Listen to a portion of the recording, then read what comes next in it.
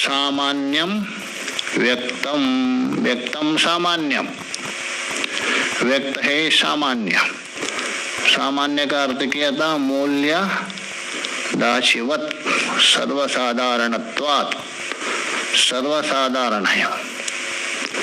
वैसा प्रधानमपि सर्वसाधारणत्वात्, जैसा व्यक्त है सभी पुरुषों के लिए साधारण है, इसके लिए ऐसा बोल के नहीं है। वैसा ही प्रधान भी क्या है, सर्वसाधारण है। तो प्रधानमपि सर्वसाधारणत्वात्, इसलिए वो सामान्य हो गया, क्योंकि सभी के लिए होता है ना, वो साधारण होता है, सभी के लिए होता है, साधारण होता है। जैसा संसार में होता है वो सभी के लिए, परमात्मा के लिए होता है वो विशेष होता है, क्योंकि संसार में आपको अलग अलग करना पड़ेगा ना। संसार में जितने भी है सबको करना पड़ता है, पुत्र के लिए, पत्नी के लिए, भाई के लिए, माता पिता के लिए, और यहाँ तो एक परमात्मा के लिए आपको जो भी कुछ कर रहे ईश्वर के लिए। और तो इसलिए बता रहे सामान्यम व्यक्तम प्रधानम अपि सर्वसाधारण। तथा उसी प्रकार पांचवा सादृश्य बता रहे, देखिए अचेतनम किम व्यक्तम, व्यक्तम अचेतनम, प्रधानम अपि, अपि शब्द है ना तथा अर्थ में, वैसा प्रधान भी क्या है, अचेतन है। क्यों? सुख दुख मोहान न चेतयति न प्रकटी करोति, प्रकट नहीं कर सकता है।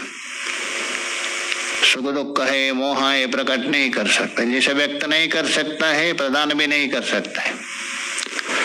सुख दुख को प्रकट कौन करता है? जो चेतन है वो कर सकता है, अचेतन नहीं कर सकता है। अब पेड़ को जो पेड़ काट रहे हैं उसमें तो सुख दुख होता है, परंतु प्रकट नहीं कर सकता। वो चेतन है, चेतन नहीं, वो चेतन है। पत्थर को आप मार रहे हथौड़ी से, वो तो जड़ है। चेतन का मतलब वहाँ चैतन्य युक्त नहीं है। चेतन बोल तो प्राणनादि क्रियम करोति, जो प्राणनादि जो क्रिया करता है वो जीव है।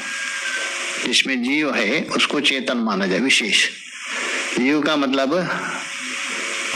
उसको प्राणनादि जो क्रिया करता है। जायते प्राणनादि क्रियम करोति इति जीवा, जिसकी उत्पत्ति हो गई और प्राणनादि जो क्रिया करता है वो जीव। रक्षक प्राणनादि करता है क्या? नहीं करता है। बढ़ता नहीं पूछ रहा हूँ, प्राण बढ़ता तो ठीक है, प्राणनादि क्रिया करता है क्या? नहीं दिखता है। कहाँ श्वास छोड़ रहा है क्या वो? हाँ देता है, इसलिए बोल दम श्वास छोड़ता है। परंतु वैसा उनमें इंद्रिय आदि है ना, अव्यक्त है। उनमें जो कला प्रकट नहीं हुई, इंद्रिया है, अंतःकरण है, सुप्त रूप से। स्वसंवेद्य तो होता है, उसमें प्रकट नहीं कर सकता। किंतु ये जो व्यक्त है वो नहीं कर सकता। तो इसलिए बता रहे हैं अचेतनम व्यक्तम प्रधानम अभी ही सुख दुख मोह राग आदि सब उपलक्षण दीजिए, वो सब न चेतयति, प्रकट नहीं कर सकता है।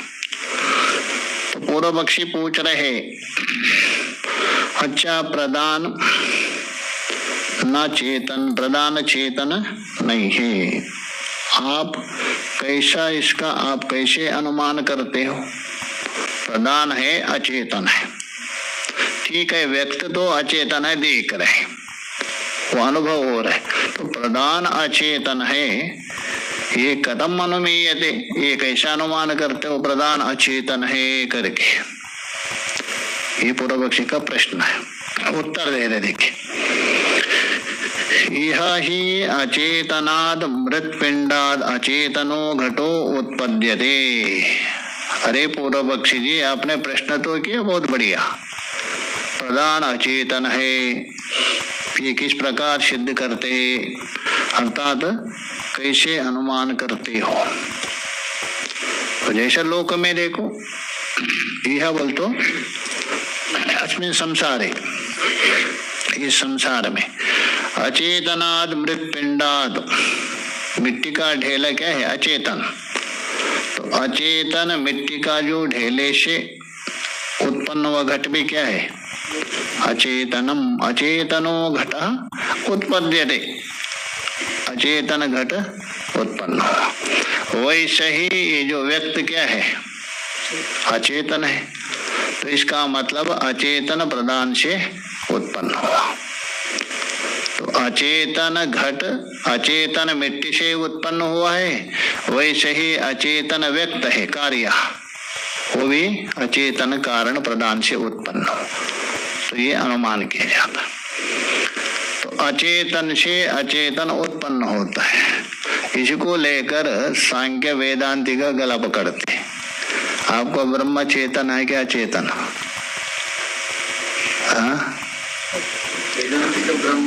वो आपका पूछ रहा हूँ इसलिए। चेतन है, चेतन से जड़ जगत कैसे उत्पन्न हुआ? व्यवहार में तो उत्पन्न हुआ ना, देख रहे तो अलग बात है। उत्पन्न हुआ है तो अयमानि भूतानि जायन्ते, श्रुति बोल रहे हैं, उत्पन्न मानना पड़ता है। पारमार्थिक दृष्टि मत रखिए अभी उसमें तो अलग बात है, उसमें हुआ ही नहीं। तो चेतन से जड़ की उत्पत्ति हुई है। व्यवहारिक दृष्टि में ब्रह्म चेतन अचेतन दोनों है। हाँ जी, व्यवहारिक दृष्टि से ब्रह्म जड़ है। ब्रह्म जड़ तो हो ही नहीं सकता, कभी संभव ही नहीं।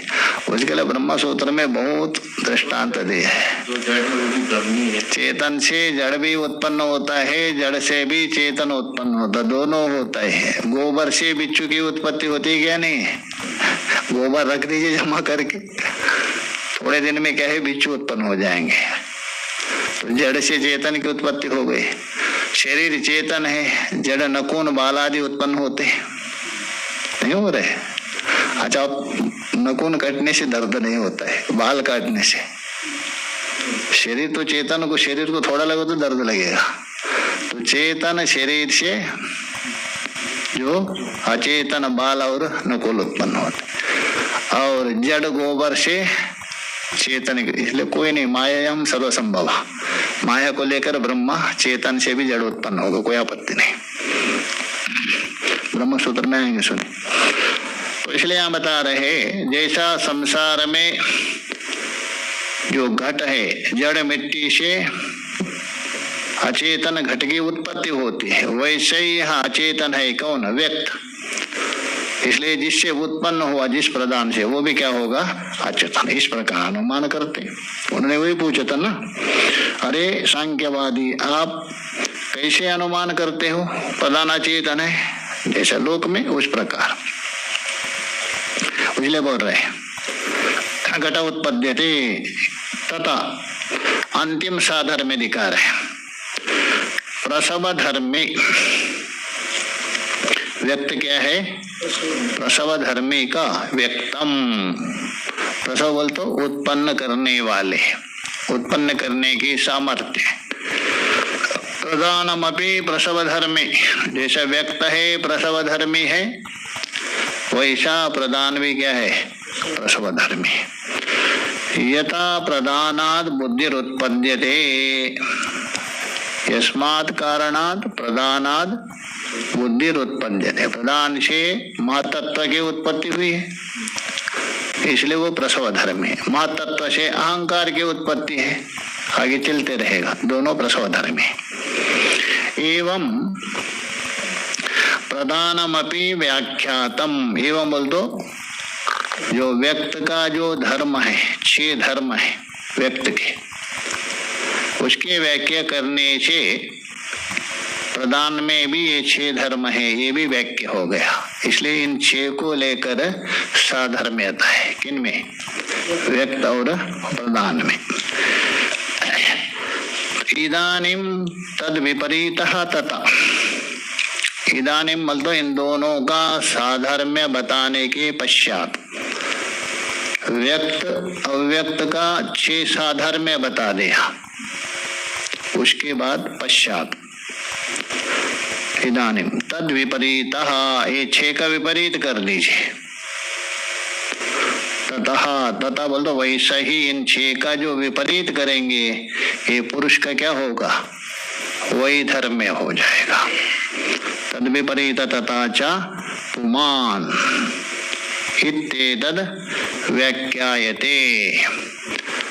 जिस प्रकार प्रधान और व्यक्त इन 6 धर्मों से साधर्म्य है, उसी प्रकार इनका विपरीत करने से पुरुष का वही धर्म होता है, उसकी व्याख्या कर रहा है। व्याख्या है तद विपरीत, उसका अर्थ करे ताभ्याम। ताभ्याम बोल तो 2 है ना, व्यक्त और अव्यक्त, उससे विपरीत है।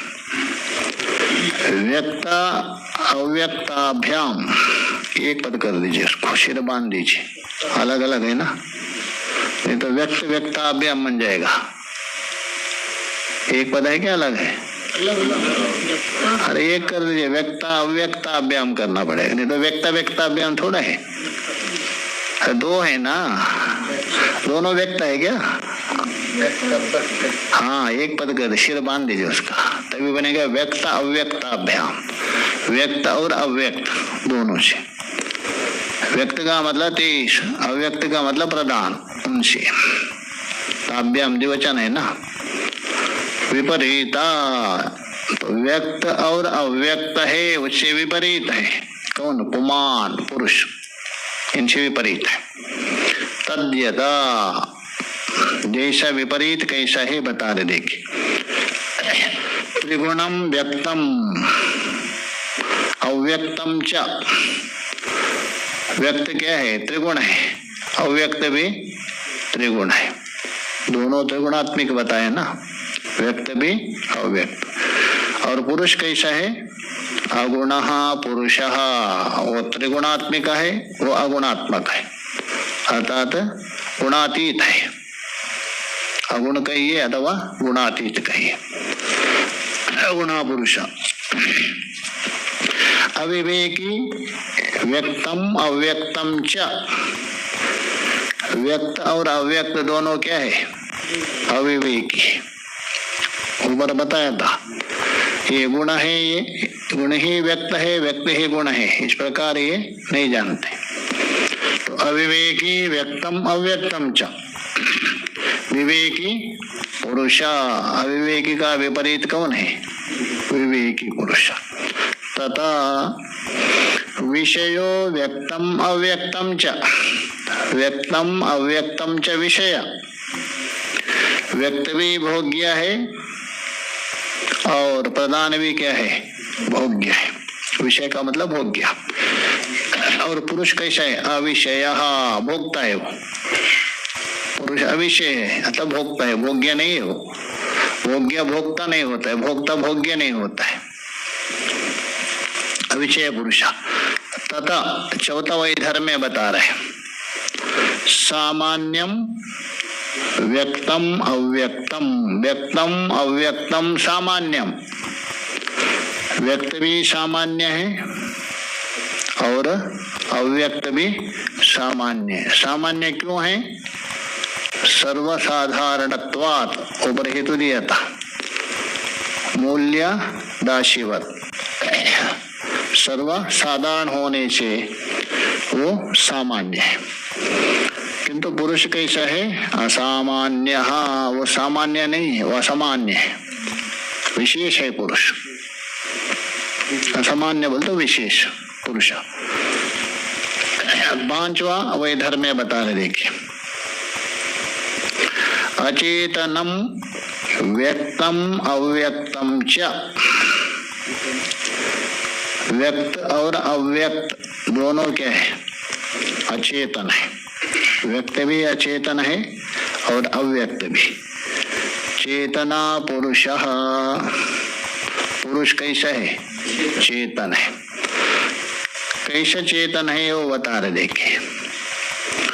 सुख दुख मोहान चेतयति, सुख है, दुख है, मोह है, राग द्वेष आदि जो भी तो सुख दुख मोहान चेतयति, चेतयति का अर्थ कर रहे संजानीते, सम्यक जानीते, अच्छे प्रकार से जानता है, अच्छे प्रकार से प्रकाशित करता है सुख दुख को। सुख का भी अनुभव होता है और दुख का भी अनुभव होता है। कहने का मतलब एक शब्द से कहना तो वो भोग करता है। पुरुष क्या है? भोक्ता होने से भोग करता। भोग का मतलब तीन होते हैं ना, भोक्ता, ये विषय और प्रदान हो गया, भोग गया, पुरुष भोक्ता हो गया, बीच वाला जो है ना वो भोग। संसार में भोग्य को ही भोग कहते हैं एक करके, तो भोग्य और भोग अलग है कि नहीं? अलग है। भोग किसको कहते हैं? भोग मतलब भोग वो तो विषय हो गया। सुख दुख अन्यतर साक्षात्कारत्वम, सुख और दुख अन्यतरा जो आपको संवेदन हो रहे, बस वही भोग है, उसी का नाम है भोग। विषयों से या तो आपको सुख का अनुभव होता है क्या नहीं, या दुख का अनुभव होता है। इसलिए दो प्रकार, भोग्य पदार्थ से जो होने वाला सुख दुख अन्यतर साक्षात्कारत्व भोगत्व, यही भोग है। भोग्य हो गया, विषय है। रसगुल्ला क्या है? वो भोग थोड़ा है, वो भोग्य हो गया। देवदत्त हो गया भोक्ता, उस रसगुल्ला से जो संवेदन हो रहे सुख का वो भोग है। और बिच्छू है, विषय हो गया, और देवदत्त को काट खाया, वो उसका भोक्ता हो गया, और उससे जो दुख का जो अनुभव हो रहे ये भोग है। इसलिए सुख दुख का साक्षात्कार, सुख दुख का अन्यतरा, दोनों में एक, अन्यतरा बोलते द्वयोर एक अन्यतरा, बहुनाम एक अन्यतम, तम प्रत्यय होता है। तो सुख दुख का अन्यतरा साक्षात्कार ये भोग है। तो इसलिए हम बता रहे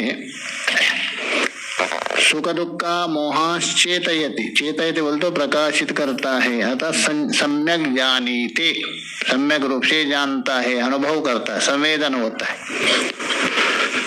तस्मात् चेतनः पुरुष इति, इसलिए पुरुष क्या है? चेतन है, किंतु व्यक्त और अव्यक्त अचेतन है।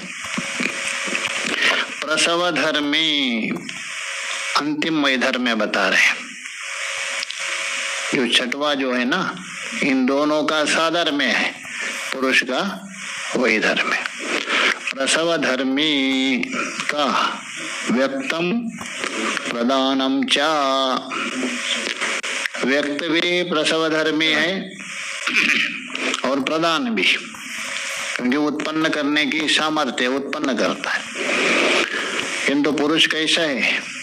अप्रसव धर्मी, वो किसी को उत्पन्न नहीं करता है, किसी के प्रति हेतु नहीं है वो। प्रसव धर्मी बोल दो हेतु, पुरुष किसी के प्रति हेतु नहीं उत्पन्न करने के लिए।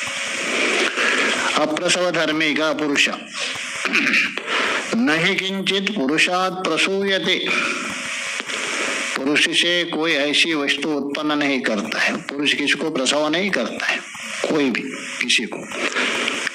किंचित पुरुषात् नहीं प्रसूयते, जिस प्रकार प्रदान से महत्त्व उत्पन्न होता है, वैसा पुरुष से किंचित कुछ भी उत्पन्न नहीं होता है। जैसा 10वें कारिका में, 10वीं जो कारिका है ना, वहाँ वैधर्म में दिखाया था किस किस का, 9 वैधर्म में दिखाया था, व्यक्त और अव्यक्त का। तो ये बोल रहे यत पूर्वश्याम आर्यायाम, आर्य छंद से बनाया हुआ जो 10वीं कारिका, उसमें प्रदानम अहेतुमत यतः व्याख्यातम, प्रदान क्या है? अहेतुमत है, और व्यक्त क्या है? हेतुमत, व्यक्त हेतुमत है, प्रदान अहेतुमत। तथा च पुमान, यहाँ जैसा 10वें कारिका में व्यक्त और अव्यक्त का वैधर्म्य बताया था, तो वैसे ही व्यक्त और पुरुष का वैधर्म्य भी है। व्यक्त और पुरुष का वैधर्म्य बनेगा। और प्रधान को क्या कहा दिया था? अहेतु मत। और वो जो अहेतु मत विपरीत है, प्रधान और पुरुष का साधर्म्य बनेगा। इसमें दो निकल रहे हो। 10वें कारिका में क्या बताया था?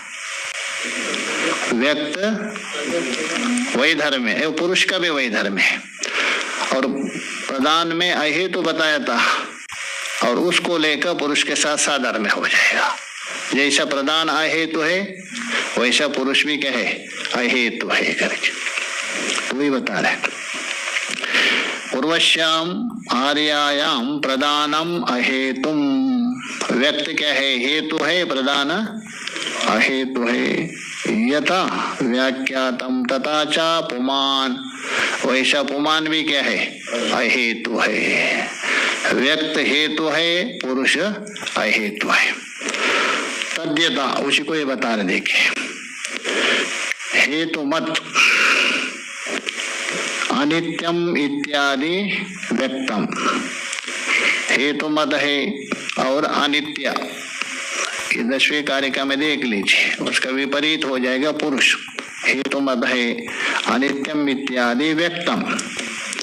तो कहने का मतलब वहां व्यक्त का विपरीत बताया था कौन? प्रधान। वैसे ही व्यक्त का विपरीत हो गया कौन? पुरुष भी।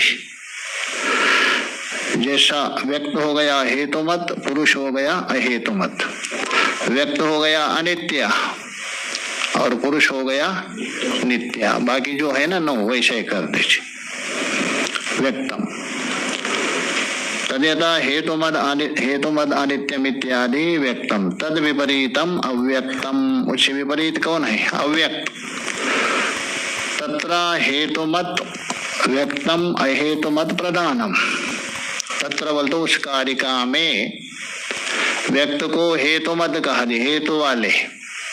प्रधान को क्या कहा दिया था?